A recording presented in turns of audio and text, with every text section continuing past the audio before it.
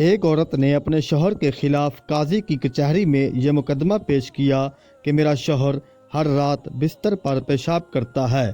اس لیے مجھے اس سے طلاق دلا دی جائے۔ قاضی صاحب نے شوہر سے بیان دینے کی فرمائش کی تو اس نے کہا کہ عزت مآب کیا کروں، میں ہر رات یہی خواب دیکھتا ہوں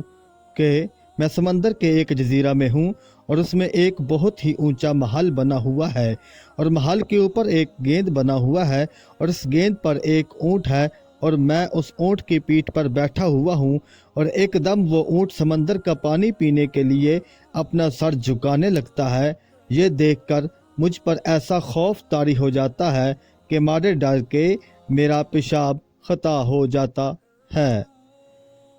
شوہر کا بیان سن کر قاضی صاحب نے عورت سے فرمایا کہ اے اللہ کی بندی، تو اپنے شوہر کو معذور سمجھ کر معاف کر دے اور صبر کر۔ جب اس کی بات سن کے میرا پیشاب خطا ہو گیا تو یہ منظر دیکھ کر اس کا پیشاب کیوں کر رک سکتا ہے۔